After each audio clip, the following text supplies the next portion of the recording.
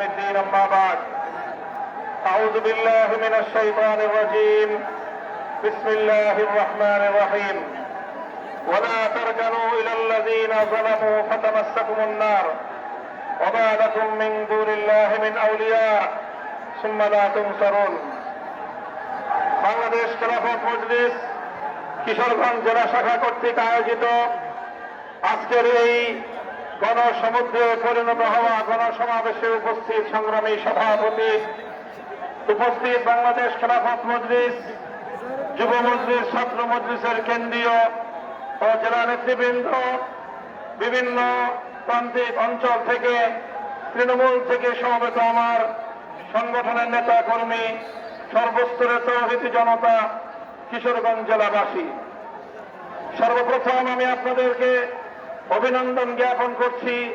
প্রতিকূল আবহাওয়া উপেক্ষা করে আজকে খেলাফতের এই সমাবেশে আপনারা সমবেত হয়ে একটি বার্তা জাতিকে দিয়ে দিয়েছেন।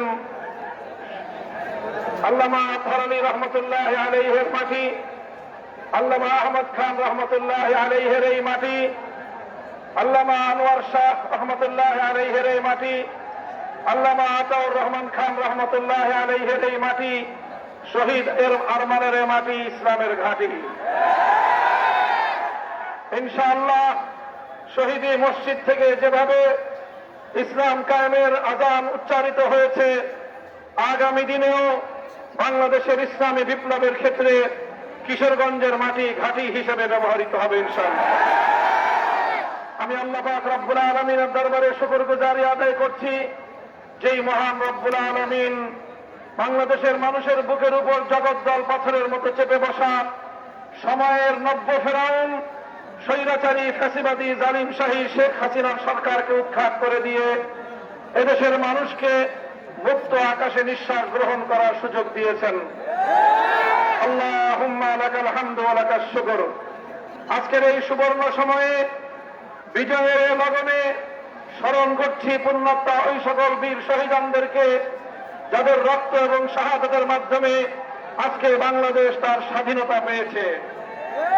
2009 সালের দেশপ্রেমিক সেনা কর্মকর্তা, 2013 সালের শাপলা চত্বরের বীর শহীদান, 2013 সালের আল্লামা সাঈদী রহমতুল্লাহ আলাইহির বিরুদ্ধে মন গড়া কল্পিত মৃত্যুদণ্ডের রায়ের প্রেক্ষিতে শাহাদাত বরণকারী কোরআন প্রেমিক জনতা, 2021 সালের বাংলাদেশের স্বাধীনতার সুবর্ণ জয়ন্তী উদযাপনকালে মুসলমানদের খুনি নরেন্দ্র মোদীর আগমনের বিরুদ্ধে প্রতিবাদ জানিয়ে শাহাদাত বরণকারী হেফাজতে ইসলামের বীর শহীদদেরকে, আর সর্বশেষ 2024 সালের জুলাই এবং আগস্ট মাসে বৈষম্যের বিরুদ্ধে সংগ্রাম করতে গিয়ে, ফ্যাসিবাদকে উৎখাত করতে গিয়ে শাহাদাত বরণকারী আমার দামাল কামাল ছাত্র ভাইয়েরা এবং 3 বছরের শিশু থেকে শাহাদাত বরণকারী বাংলার আবাল বৃদ্ধ জনতা, যাদের রক্তের উপর আজকে বাংলাদেশ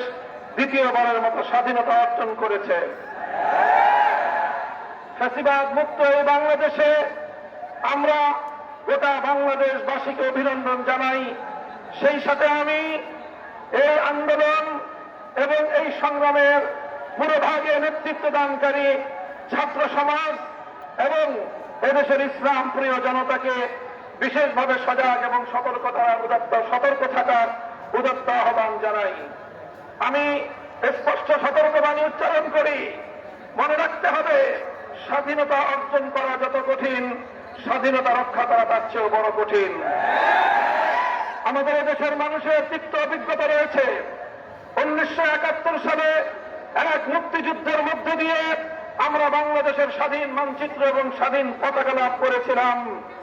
যেই মুক্তিযুদ্ধ হয়েছিল ইনশাআল্লাহ বলে, অর্থাৎ আল্লাহর উপর অবিচল আস্থা এবং বিশ্বাস রাখার মধ্য দিয়ে। যেই স্বাধীনতার যুদ্ধ হয়েছিল কোরআন এবং সুন্নাহ বিরোধী কোন আইন তৈরি করা হবে না, এই কমিটমেন্ট এবং এই অঙ্গীকারের ভিত্তিতে।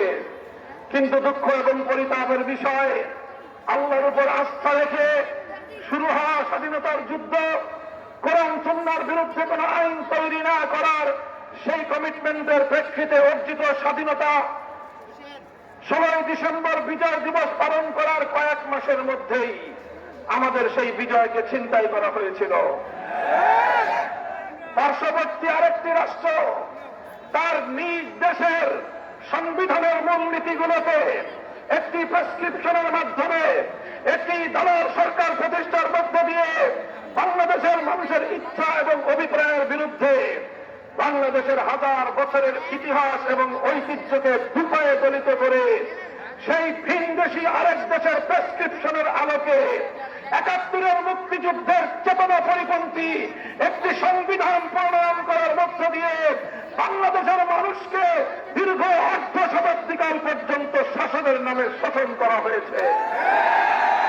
সেই পতিত স্বৈরাচারী পরাজিত ইসলাম বিরোধী চক্র পতিত ফ্যাসিবাদী হাসিনার দোসররা তারা বাংলাদেশের মসনদ থেকে উৎখাত হয়েছে, কিন্তু এখনো পর্যন্ত তাদের ষড়যন্ত্র বন্ধ হয় নাই।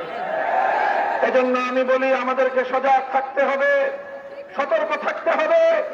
শেখ হাসিনা চেয়েছিল বাংলাদেশকে হিন্দুত্ববাদে দীক্ষিত করতে।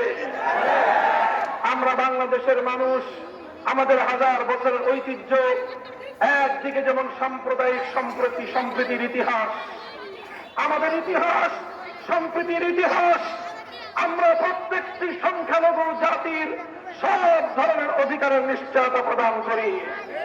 হিন্দু, বৌদ্ধ, খ্রিস্টান সহ যত সংখ্যালঘু সম্প্রদায় রয়েছে তাদের ব্যক্তিগত যানমালের নিরাপত্তা, অর্থনৈতিক এবং ব্যবসায়িক নিরাপত্তা এবং তাদের নিজ নিজ উপাসনালয়ে যার যার ধর্ম পালনের নিরাপত্তা এবং নিশ্চয়তা বাংলাদেশের হাজার বছরের ঐতিহ্য।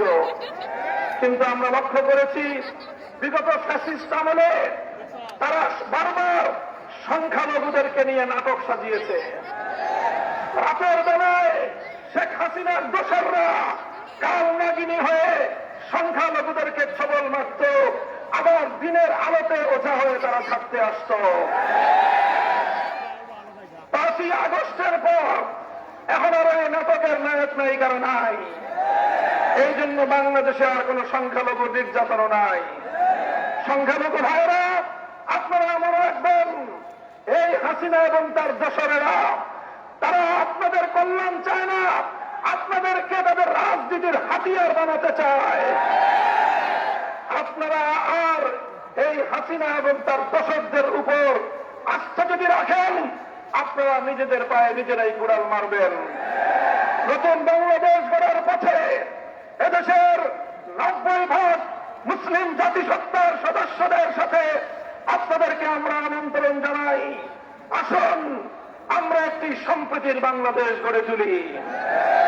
এই বাংলাদেশে কোনো সাম্প্রদায়িক হানাহানি থাকবে না, এই বাংলাদেশে কোনো ফ্যাসিবাদের জায়গা হবে না, এই বাংলাদেশে আর কোনদিন কোরআনের কোন মাহফিলে 144 জারি হবে না, এই বাংলাদেশের আর কোন কোরআনের মাহফিলে বাধা দেওয়া হবে না, বাংলাদেশে কোন আলেম ওলামাকে নির্যাতন করা হবে না, বাংলাদেশে আল্লাহ নবীর ইজ্জতের দাবি তুলে আর কাউকে বলে বিদ্ধ হতে হবে না, বাংলাদেশে বৈষম্যের বিরুদ্ধে স্লোগান তুলে আর কোন ছাত্রকে প্রাণ দিতে হবে না।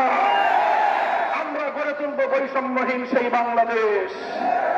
মনে রাখতে হবে, পতিত স্বৈরাচারের দোসরেরা এখনো পর্যন্ত বাংলাদেশের বিভিন্ন জায়গায় ঘাপটি মেরে আছে। প্রশাসনের মধ্যে কিছু লোক তাদের এখনো পর্যন্ত ষড়যন্ত্রের জাল বুনছে।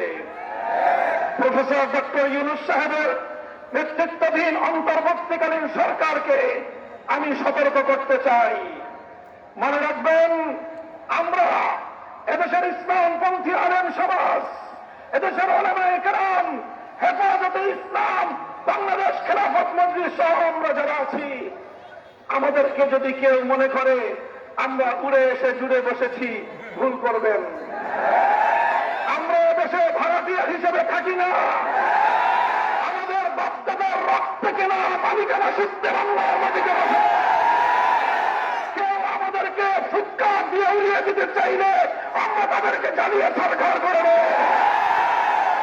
يريدون أن يطفئوا نور الله بأفواههم والله متم نوره ولو كره الكافرون যারা ইসলামের আলোকে নিভিয়ে দিতে চায় তারা সেই আগুনে নিজেরাই জ্বলে পড়ে সরকার হয়ে যায়।